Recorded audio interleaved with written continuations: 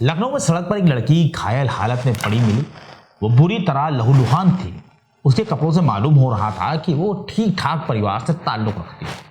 राहगीर पुलिस को मामले की जानकारी देते हैं, जिसके बाद पुलिस घायल लड़की को उठाकर अस्पताल ले जाती है, लेकिन इलाज के दौरान लड़की दम तोड़ देती है।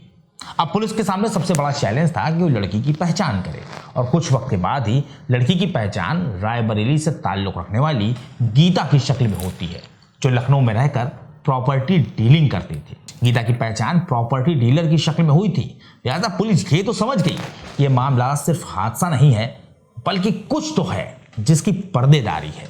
लिहाजा पुलिस ने मामले की तफ्तीश शुरू की।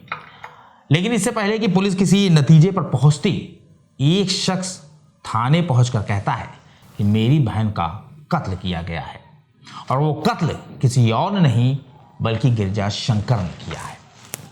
नमस्कार, आदाब, सत श्री अकाल। मैं हूं मोहम्मद आसिफ दुलार और आप देखना शुरू कर चुके हैं हमारी खास पेशकश केस डायरी विद आसिफ दुलार। अगर अब तक आपने हमारे चैनल को सब्सक्राइब नहीं किया है तो उसे आप सब्सक्राइब कर लीजिए।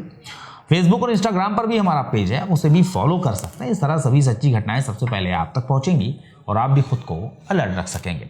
दरअसल मामला राजधानी लखनऊ के पीजीआई इलाके से लेकर रायबरेली तक उलझा हुआ है। यह कहानी शुरू होती है करीब 10 साल पहले, जब गीता कॉलेज में पढ़ाई कर रही थी। उसी कॉलेज में गिरजा शंकर नाम का वो लड़का भी पढ़ता था।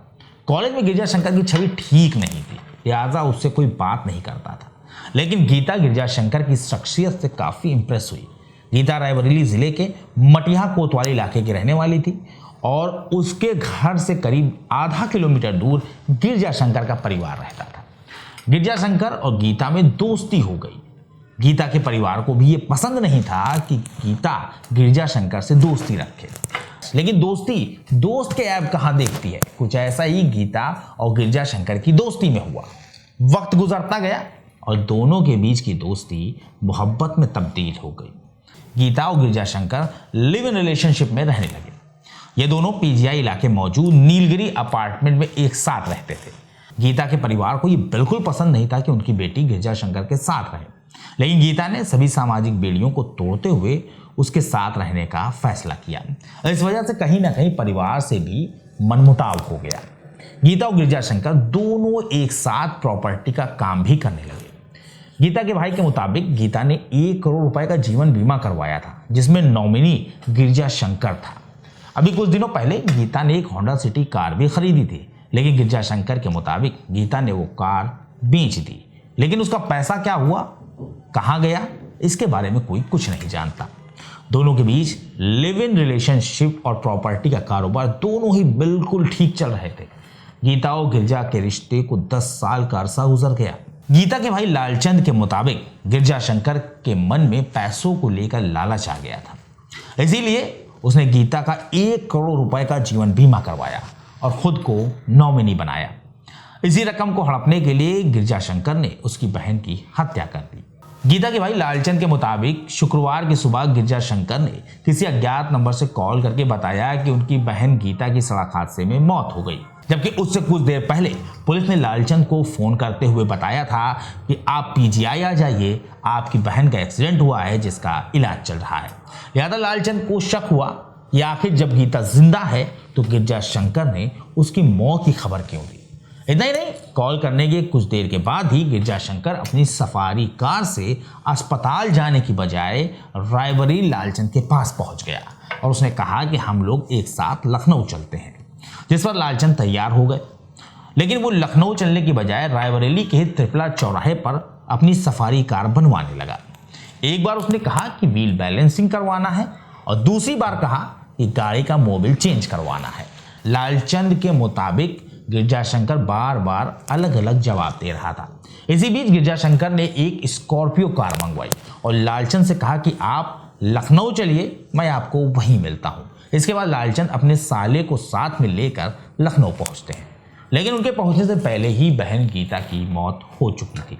ये सारी हरकतें लालचंद को संदिग्ध लग रही थी, इसीलिए लालचंद ने गीता के बॉयफ्रेंड गिरजा शंकर पर ही शक जाहिर करते हुए पुलिस से मामले की शिकायत की। लेकिन किसी के कह देने से पुलिस कुछ नहीं करती, इसके लिए जरूरी होता है सबूत।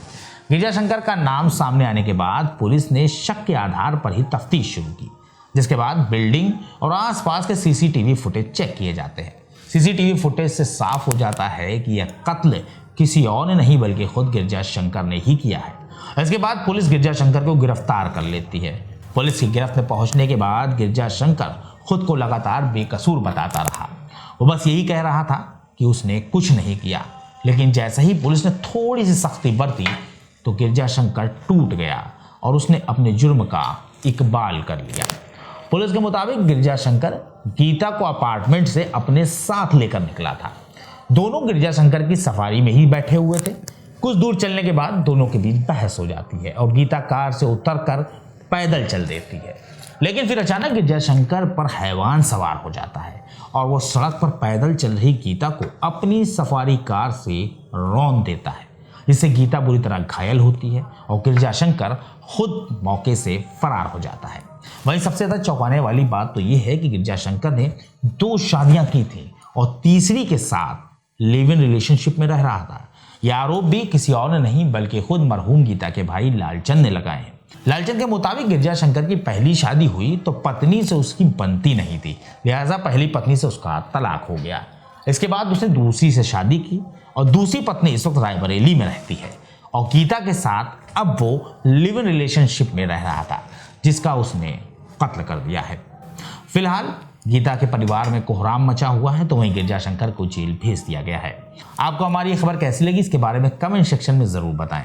बहुत जल्द एक सच्ची घटना के साथ हम आपके सामने हाजिर होंगे। तब तक के लिए हमारी पूरी टीम को इजाजत दीजिए और अपना ख्याल रखिए।